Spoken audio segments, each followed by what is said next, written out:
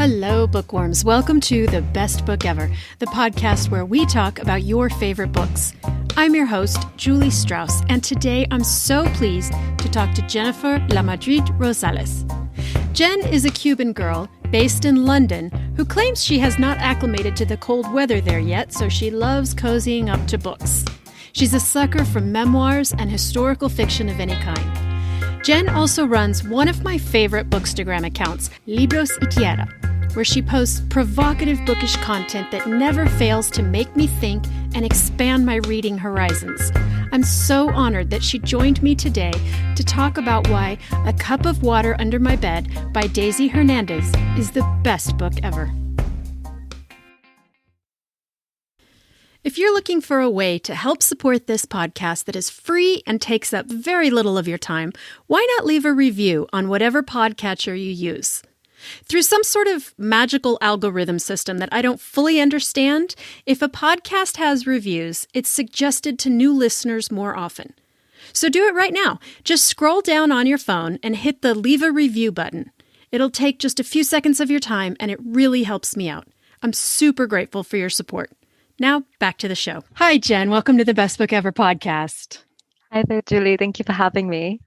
I'm so delighted to have you. I have so many things I want to talk to you about. But let's start first from how I found you on Instagram. And let's start with your beautiful Bookstagram name, Libros y Tierra. Can you tell me why you chose that as your Bookstagram name and what those words mean to you? Oh, there's like a lot of reasons behind it. So I love books, and that one's obvious in the Libros part. But I also do think that plants, I'm a big plant person, and I think plants are such an important part of restoration and healing. And I particularly feel that way for BIPOC communities, and that we can really learn a lot from kind of going back into that. But there's also a very, it was a very catchy slogan back in, when was that? Probably in the revolutionary period. So we're talking like maybe the early 1900s, late 1800s. There was a slogan that was basically like tierra y muerte, which is like land and death, right? Which isn't the nicest thing to hear, but I always think to myself, I'm like, we don't want like land and death. So the concept of having books, so the concept of like what is important to us and how books can really transform how we see our own land and our own communities, I thought was really catchy. I thought about this, about my username way too much, I think. It's not, I think the use of the word tierra is really the thing that makes it so effective, because you're not just talking about, oh, she enjoys a houseplant. You're talking about the actual earth and our place on land. Mm-hmm. Yeah. Mm-hmm. And what we learn from it and how it can bring us together.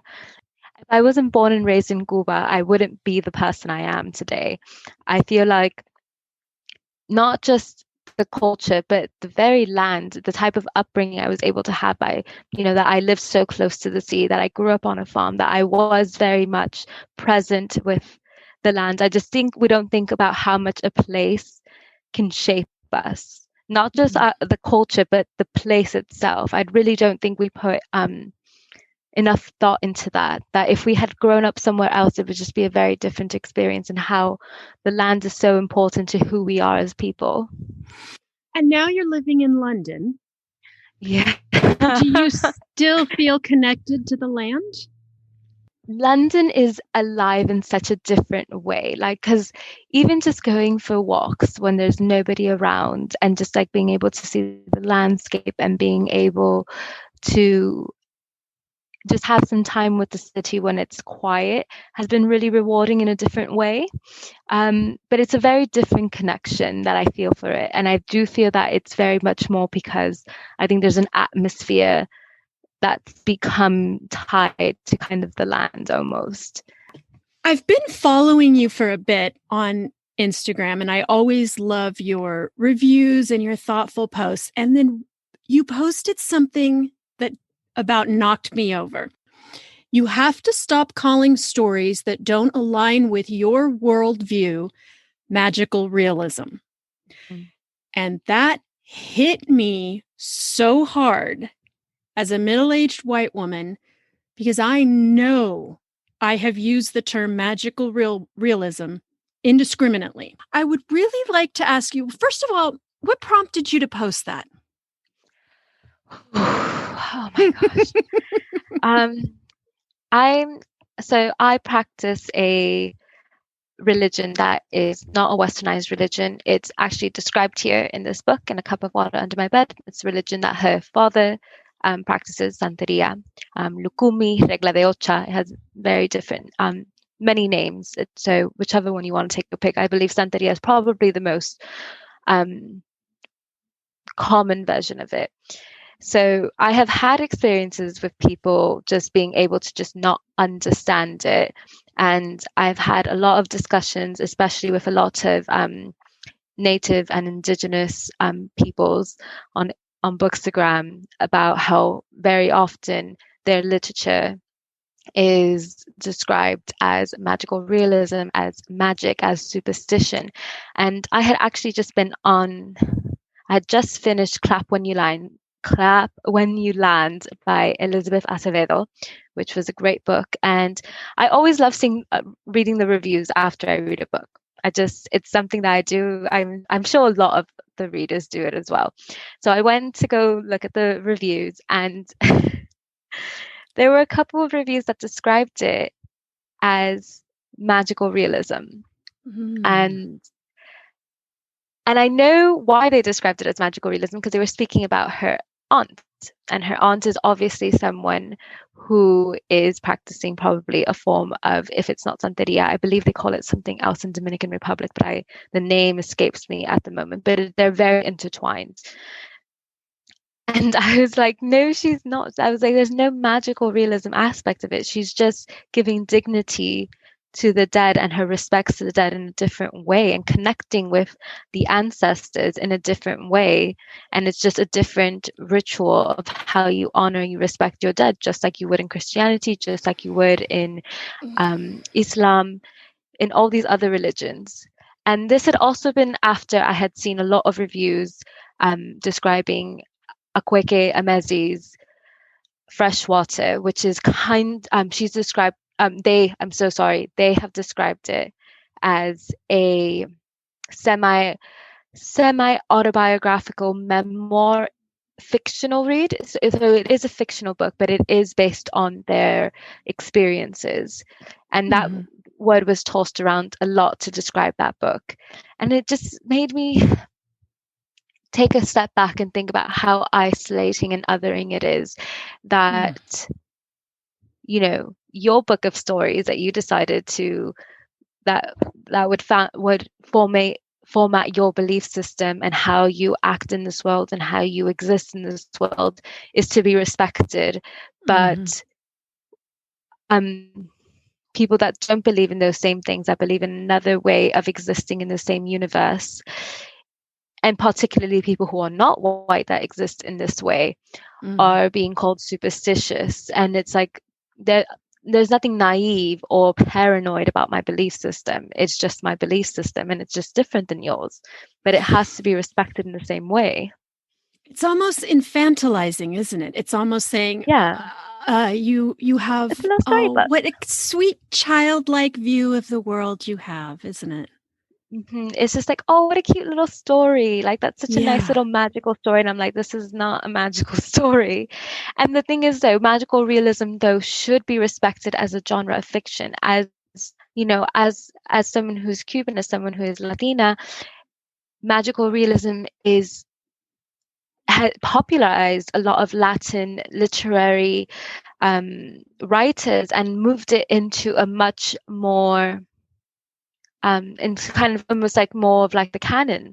So magical realism should be respected as a genre of literary fiction, as a style of writing, especially, and it should be embraced. And I am very, and I love a lot of magical realism books, such as 100 Years of Solitude. I really struggled of whether I was going to pick that one or A Cup of Water Under My Bed. And I was like, I was like, if she's never read this book, I'm not going to make her read a 500-page book. And so that's one of my favorite books in the world. And that is a book that is magical realism. And I think it is one of the most beautiful pieces of literature ever created. So it's not that magical realism that you shouldn't use it to describe stories, because there are stories that are magical realism. But unless it's very blatant within the story, it's like, why would you think this is fictional or fake? So is what makes it magical realism that the magical elements exist outside of a religious belief system? So I would say that what for me, and this is from my experience, is your thoughts around it. So for example, a really great example is when you're reading 100 Years of Solitude, or like Water for Chocolate. There is a lot of elements and moments where magic and reality kind of construe, and they exist in the same realm. You know, and that's used to describe things, that's used as a metaphor, as an allegory, as a different way. But there is nothing within Clap When You Land where there's magic. It's just her practicing a religion. So I think it's that aspect of, we are speaking about an actual belief system, an actual religion, tradition, however it's being expressed in the book, that someone genuinely believes this is true. This is what it is. You know, you would never tell, well, I would hope people, even if they are atheist, agnostic, I would hope that they wouldn't tell someone who is Christian, for example, you're wrong, that's fake, God isn't real. I would hope people wouldn't say that, because that's what you think, and that's fine for you to think like that, but that other person doesn't have to have that same idea. And you wouldn't say, oh, that's a fairy tale.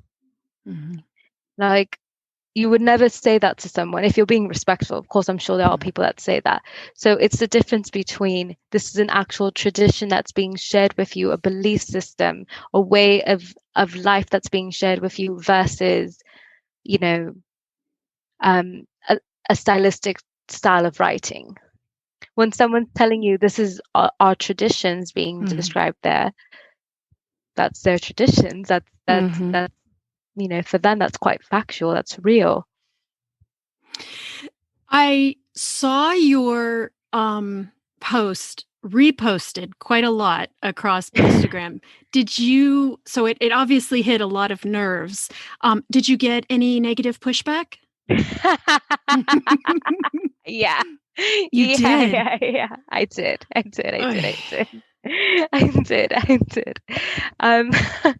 And it was from, I'm not going to call him out, but it was from a man, a white man. That's an incredible shock. I cannot believe it. Shocking. However, it struck me to the bone. I never expected it. And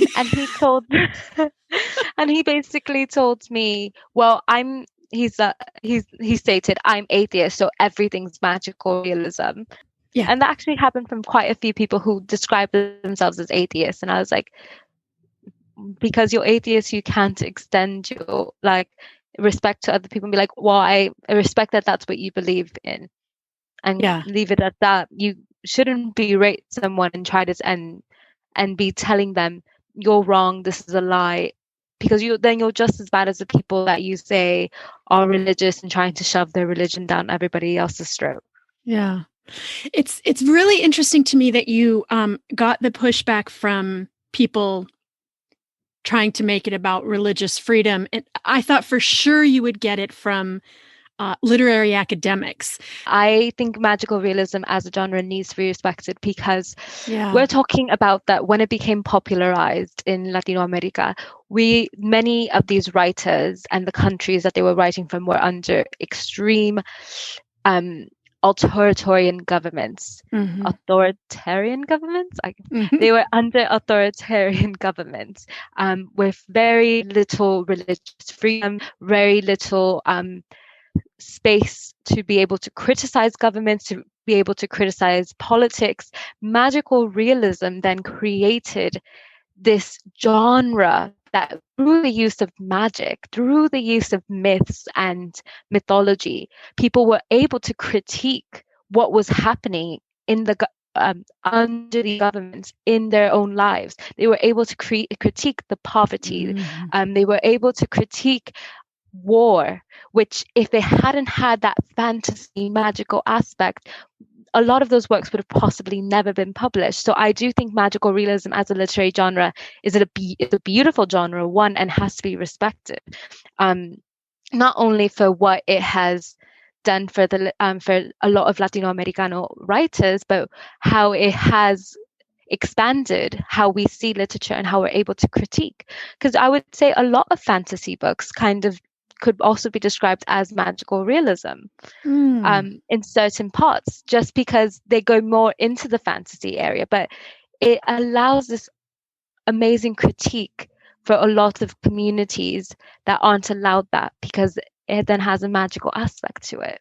I love all of your posts. They always make me think, but that one was one that made me rethink so many books I have read. And I really did, as I go through the books I've read in my life, and I can think of African literature and Asian and South Asian literature and Latin American. And I know I have said, oh, it's magical realism, when they are describing practices that, me being raised as an Irish Catholic and, pray to this saint to find your car keys. I kind of went, how dare I? And I love those moments where you're shocked into realizing something about your reading life and realizing I can do this better. They're the best moments. They really are. Yeah. So thank you for doing that for me. Yeah. Oh, thank you. Because I love when someone does that for me. I actually read a post the other day from a trans bookstagrammer that was describing kind of microaggressions that cis people do, that can be very anti-trans and transphobic.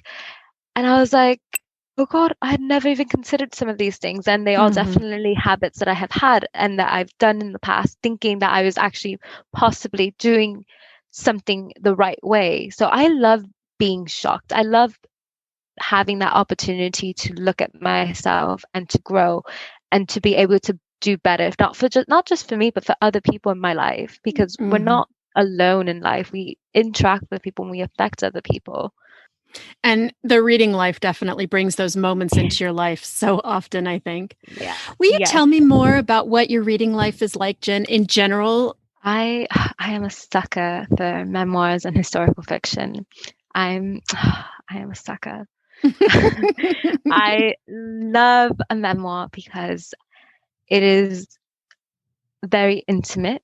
It allows a lot of intimacy that I feel that you can't receive that from any other form of literature, in my opinion. And then I love historical fiction because I feel like a lot of times nonfiction can be quite pressing to read and quite draining and exhaustive, especially if it's written in a very academic and inaccessible way, which sometimes happens. So historical fiction really allows you these pockets into people's homes and into an understanding of a culture, of a time that you weren't present in, and makes it personal. And I feel like it's such a beautiful way to learn about history, because a lot of the time when we speak about history, we try to make it factual, but history has never been factual. These are people's lives. These are people's experiences.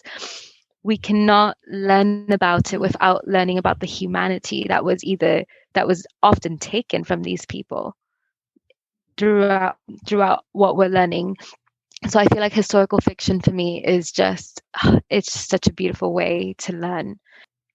I'm starting to get into young adult fiction, which is really interesting. I think it can be really rewarding as an adult to read it. And I've been reading books with my niece, which have been really nice and a really great way to connect with them, and a really great way to sometimes connect to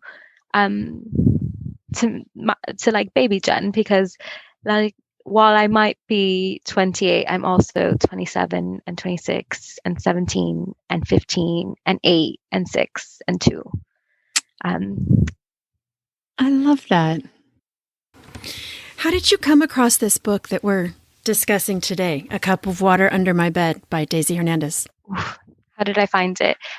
So Karen, actually, from either Topia Reads, I don't know how to actually say that name out loud, but she was hosting a buddy read for it. And I was like, oh, okay, this book sounds really interesting. I was like a half Cuban, half Colombian woman. Didn't really know much else about it, but I always loved reading Cuban authors because of the connection that existed. But also, I'm always just curious about how it's going to be described. I always have like this little. Cuba's a very tender thing for me. So it's always like interesting how people are going to write it, because unfortunately a lot of people in the diaspora sometimes don't really come with a nuanced approach. This book doesn't really delve into Cuba whatsoever, but it was just interesting how much of our the culture like still blends and exists. So that's how it kind of came into my hands, and I was like, okay, not really expecting much from it. And then the whole book is highlighted and sticky tabs. Oh my gosh, look at all those stickies. Is that a habit with you? Do you put a lot of stickies and you mark up your books? Oh, I mark up my books like crazy. Me too. And that makes some people insane, doesn't it? Yeah. I don't think they know how to live correctly. Like, it's like, how do you remember the best stuff then? How do you remember? So you went into it with this, I love that you said a tender connection to Cuba. Tell me something about first of all, let's start with, will you describe what it's about for our listeners who haven't come across this book before? So, A Cup of Water Under My Bed is a memoir by Daisy Hernandez. Daisy Hernandez is a Cuban Colombian woman growing up in America. Her mother is Colombian, her father is Cuban, and she is basically describing her formative years. So from when she's very young up to her I reckon it's her late 20s. I'm not sure now, but I'm pretty sure it's up to her late 20s. And she's describing basically how she becomes a writer and her path to learning not only about herself, but also about her sexuality, about how the world views her as a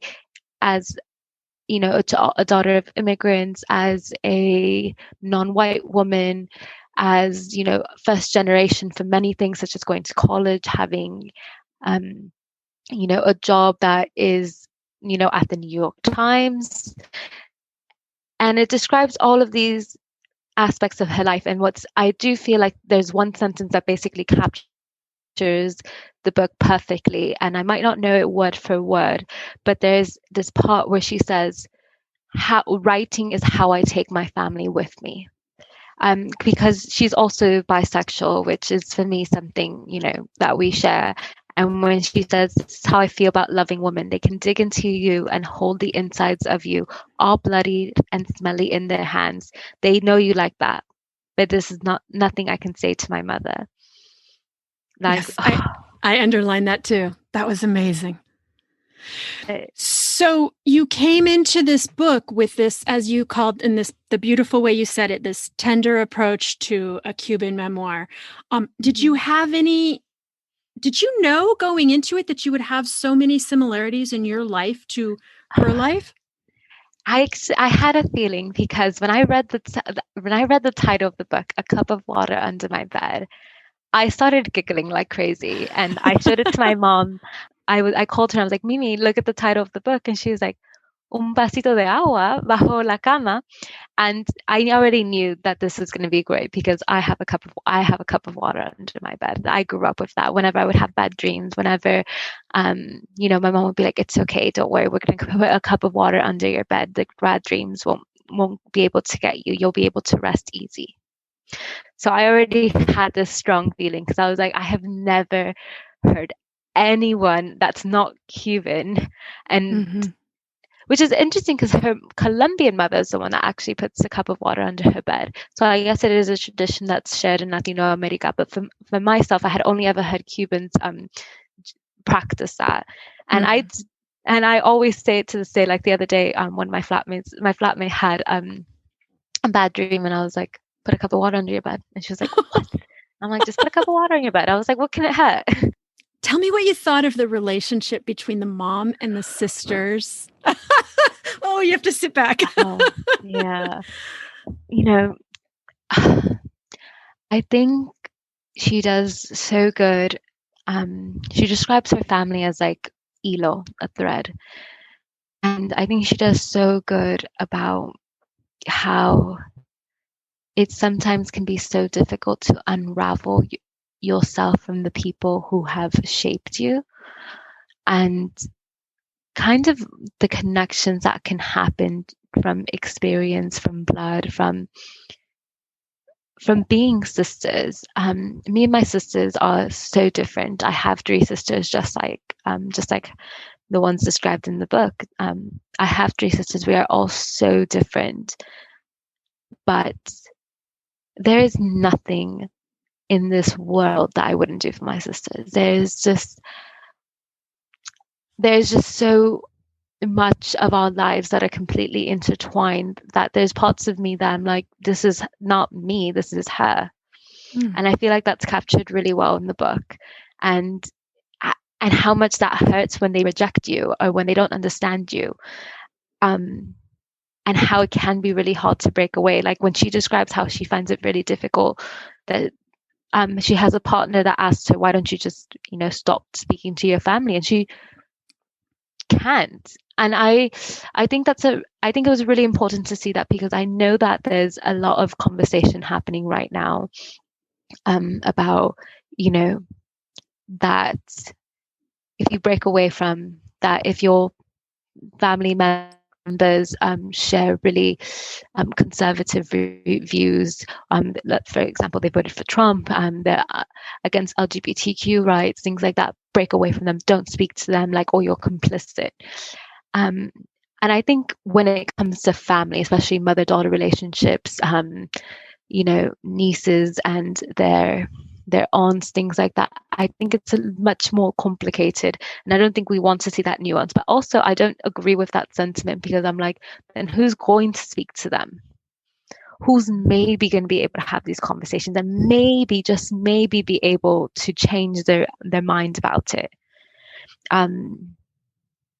I'm very lucky that I haven't found myself in that position, but I don't necessarily agree that breaking away completely from family members because they have negative views is the right course of action, because we don't know what those family dynamics are, and also who then has the possibility of changing this person's mind. It's not going to be me. Now, you said earlier that you practiced the same religion as Daisy Hernandez's father, but you had a different I believe in here it's called Santeria, but you called it something else? So it just has quite different names, and it really depends on what you say. Like if anybody said any of the 3, I would know exactly what they're talking about. But some people might use Santeria, some people might use Regla de Ocha, some people might use Lukumi. So it just really is dependent on that factor. But all of them are correct ways to use it. I felt like this was a book by and about and for women. But also I was so deeply and profoundly moved by her father, and just that thing of hiding the symbols and the artifacts of his faith down in the basement, behind the heater or what have you. That moved me so much. That notion of hiding this essential part of who you are when it happens to men is, and it happens to anybody, it's destructive. But for some reason, when it happens to men, their destruction always seems to go outward, I thought. Um, did you ever have that notion of having to hide your own faith or your own life? So I was very much lucky to be born in obviously a family that that practices it, but it was always, if we had guests or something, we might move some things around. Because there are a lot of people that have very negative views about santeria, and they would, say it's dark magic, that it's black magic, that it's evil. And that's a very uncomfortable thing. So there is a privacy, and there's also the fact that it is a closed religion. You do have to go through a process to become part of it. But I was very lucky that wasn't necessarily my complete upbringing, and I've always been very open about that. This is what I practice. These are some of my beliefs. But it is common. It is very common. I wasn't surprised that he would do that, and I think I wondered sometimes in the book why he made those choices, because it seemed to be that his wife and one of Daisy's aunts, I can't remember which one it was now, but they were very open to it. So I was surprised that he still made those choices. But it is a very common thing. It is especially I think in the diaspora. Is this a book that you pass on a lot? I just read it in January, but I've been recommending it left, right, and center. I just read it in January. It was. I've had a pretty great reading month in January, not gonna lie. But this one was just, I don't know, it was just so, there were just so many parts that like tears would like go up to my eyes, and I'd have to just blink them back and be like, take a deep breath.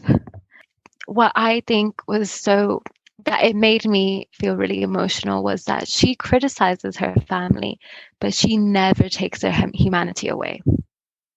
Yes, exactly. She gives them so much, she allows them so much dignity, and you are very much presented with the fact that this is a complete person with, with so much things, which doesn't excuse their actions, but it makes you much more aware of it. And she never takes their dignity, even when she's criticizing them. She never takes that away from them, their humanity. And I don't think that's a very easy thing to do. No, and her use of language is so nuanced that I think there is a holiness to each of the people and to each of the relationships that you can't dismiss anyone in this book. And as tempting, in lesser hands, it would be very easy to say, that aunt is mean, that father was cruel. And you cannot do that with this book. They are whole, fascinating, complex people worthy of love. And she just has such a soul of an artist that there's such beautiful portrayals. Agree. There were just things that she would write that I was like, oh, that's there we go. Like, that's it. That's what it was. That's how it is. Like, that's how it is. There was just some things that she would describe that I was just like, there we are. Tell me what else you read in January that made it such a spectacular reading month. Do you keep a list? I do keep a list. I have a spreadsheet. Of course you keep a list. the Capricorn in me strikes. I have a spreadsheet. Okay. I reread Cantoras in Spanish, which was phenomenal. I'm still sitting with those women and how much I adored them. I read Celestial Bodies, which is a book in translation, another phenomenal read, because I am aiming to read more books in translation, because I feel like it's not something that I really delve into as much. I read 2 books that I did not like, but that they still offered a lot though as books, which I appreciate that. I appreciate that I can still take something for me, I feel like books have a lot more positive than bad, but also I want to be able, if I'm going to critique a book, if I'm going to offer why it didn't work for me, I can't have just read the first 50 pages. I need to Okay. understand that book. I need to be able to express why I didn't critique, like I didn't like it in my critique, and what I felt could have been worked on, or what didn't work, or what did work but wasn't as strong to make it a better read. And so that's my rationale for not for finishing books that I don't particularly like.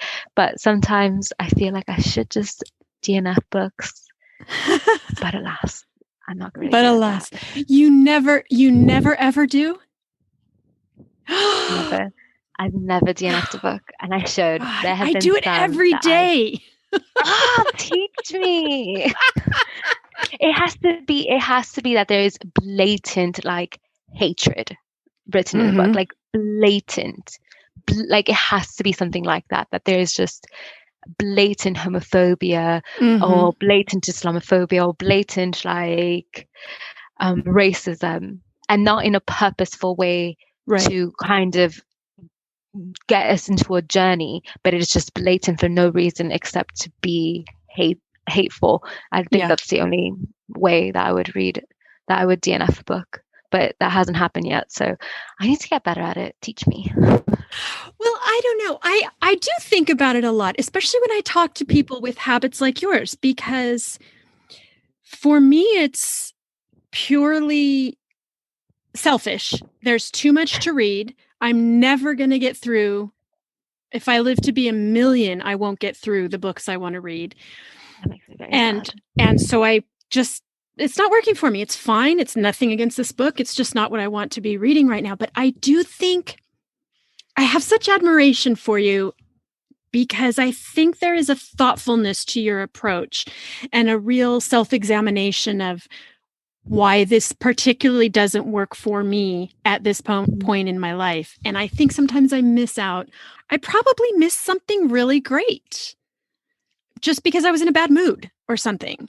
I think it's really good, because sometimes when I realize I've been reading a book that I didn't like for 2 days, and then the next book I pick up is a book that I loved and I was reading for 2 days, I'm like, those wasted hours. So tell me, what are you reading right now?